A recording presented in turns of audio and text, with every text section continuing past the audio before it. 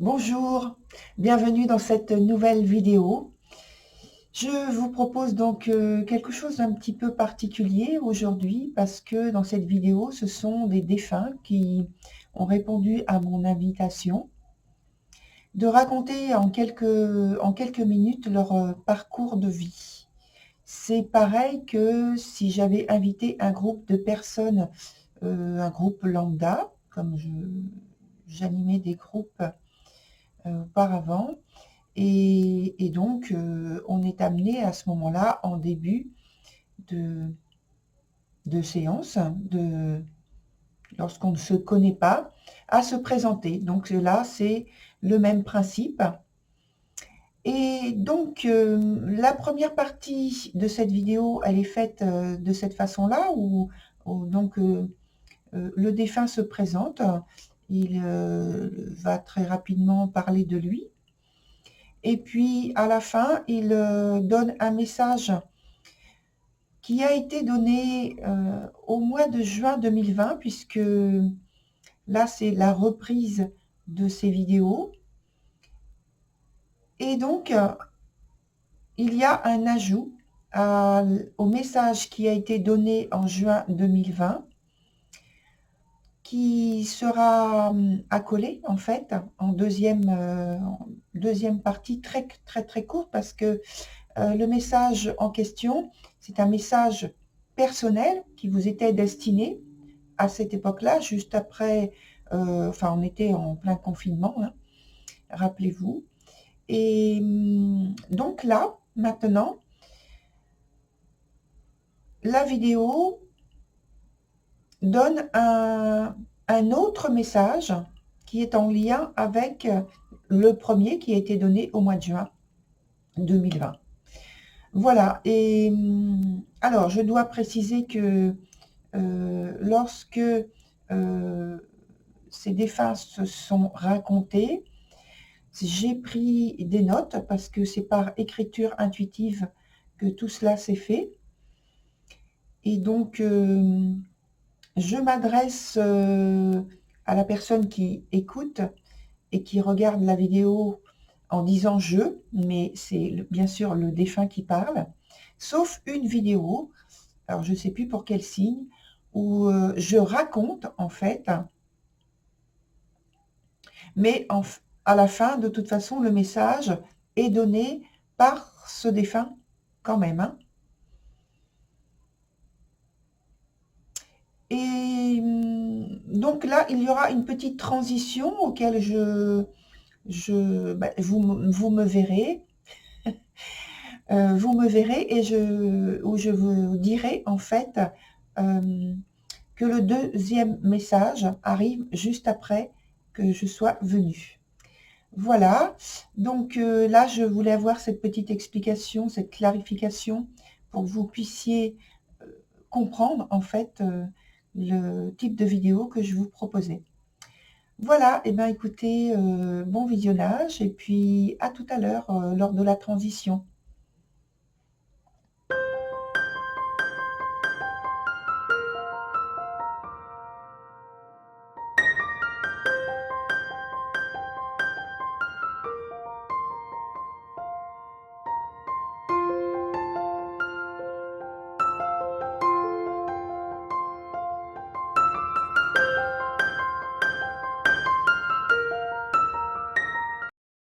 On me dit maintenant qu'il est en contact avec le grand esprit. Alors j'explique rapidement pourquoi les termes de grand esprit. En fait, c'est un jeu en lien avec le chamanisme, donc tarot amérindien. Et en fait, de parcours, il évoque le rythme cyclique de la vie comme une saisonnalité, avec la renaissance, par exemple.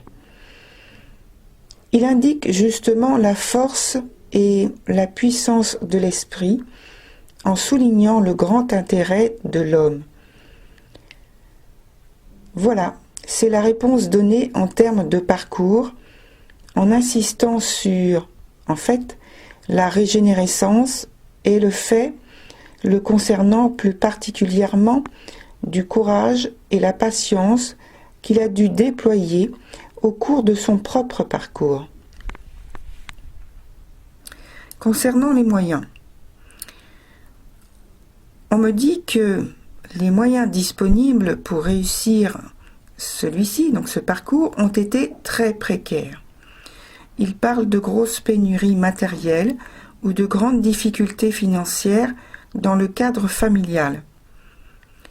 La préoccupation financière tenait du fait d'une gestion trop laxiste, un manque d'organisation flagrant et, en résultat de constantes contrariétés, jusqu'à des soucis administratifs légaux.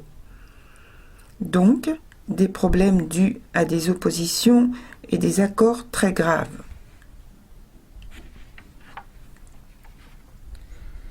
En ce qui concerne les obstacles et épreuves,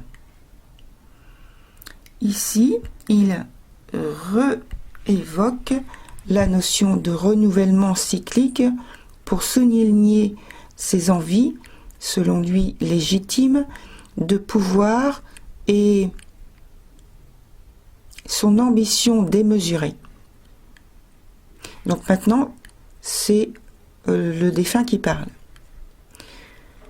J'ai vraiment souffert dans ma chair du manque financier et matériel durant des années et des années, en ayant peur de ne pas pouvoir subvenir aux besoins de ma famille.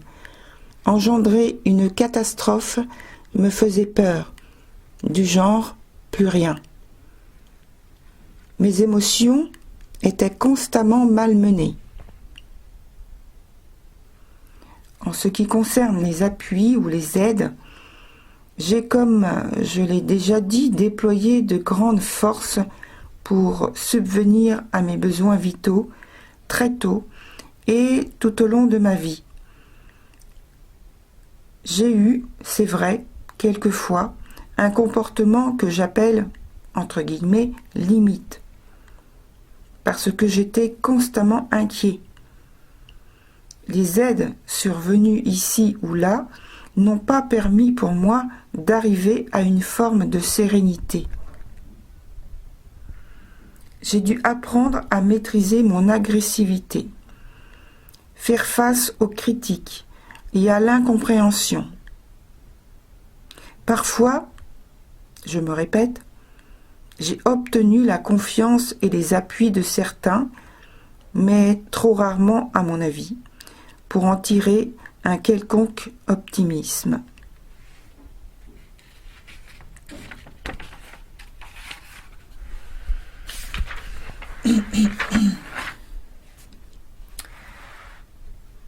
Alors, maintenant j'en viens au message qui est laissé pour les personnes de votre signe. Le message à transmettre est tout à fait positif et concerne l'aspect professionnel qui s'annonce très favorable, avec un nouveau départ ou la relance des affaires ou le dépassement des difficultés connues récemment. Si vous êtes en train de procéder à des transformations, eh bien c'est très positif, là aussi. Voilà pour votre vidéo Contact défunt, cher Sagittaire. À très bientôt. Au revoir. Alors voilà, me revoici pour la transition. Et maintenant, vous allez voir le deuxième message qui est en lien avec le premier qui a été donné en juin 2020. Bon visionnage.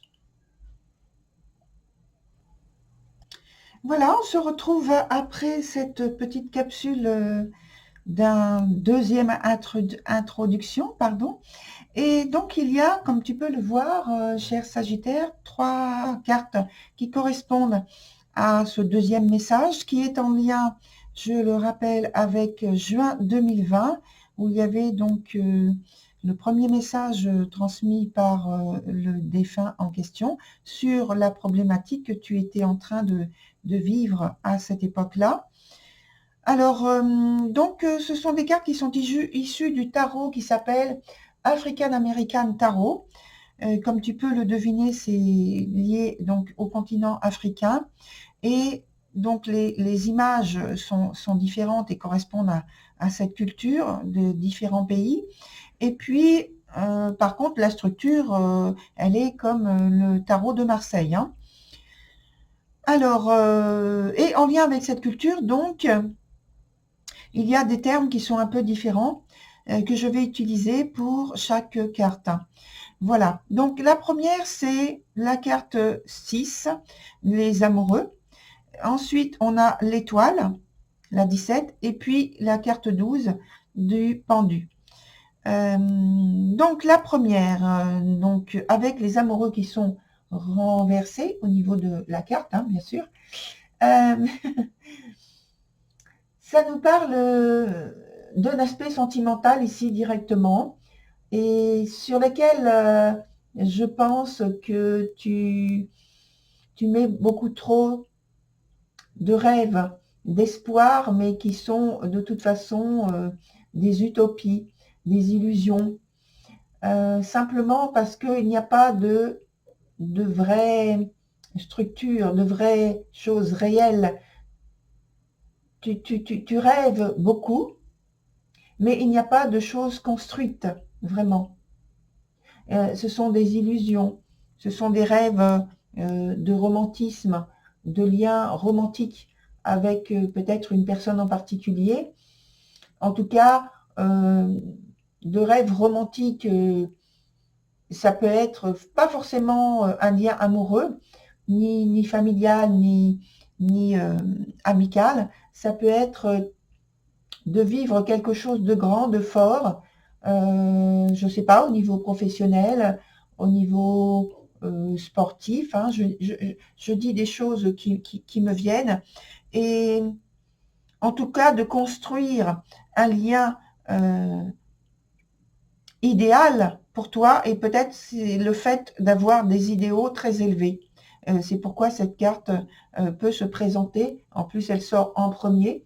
Donc, je pense que il y a eu, depuis la période en question, la première période, des tentatives qui n'ont pas réussi.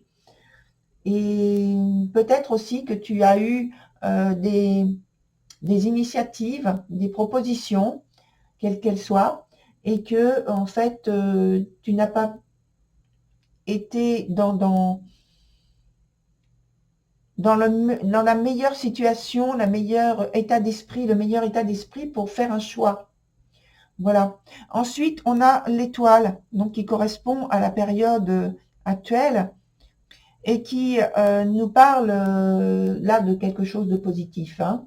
Dans ce jeu, elle s'appelle, cette carte, le ciel, et elle parle d'espoir, elle parle d'harmonie avec soi-même et avec les autres, elle parle de joie de vivre, et puis évidemment elle parle de grande sensibilité, d'une capacité qui est meilleure que ce que tu as pu vivre précédemment, et donc il y a comme un voile qui est tombé, un filtre qui est tombé et qui te permet maintenant de t'exprimer et de vivre des choses beaucoup plus positives. Ensuite, on a la carte 12 qui est dans son sens inverse ici et qui est exprimée dans un sens inverse, ce qui, dans le tarot de Marseille, est un peu différent. Et je pense que là, en fait, ça correspond au fait que la situation t'oblige à prendre une grande réflexion sur ta vision des choses, sur ton idée d'isolement, alors que tu n'es pas isolé. C'est une façon que tu construis avec ton esprit. Mais en fait, si tu prends du recul, tu verras que tu n'es pas isolé. Tu es parmi un collectif et tu existes. Tu n'es pas isolé. En fait, c'est comme si tes sens ne t'envoyait pas les bons messages par rapport à ton relationnel, par rapport à tes désirs de contact. C'est comme si, pour moi, là, tu te sentais perdu au milieu de la foule et que tu te sentais isolé. Mais c'est une construction de l'esprit. C'est juste une construction de l'esprit. Voilà, très cher Sagittaire. Je te dis à très bientôt sur une nouvelle vidéo. Au revoir.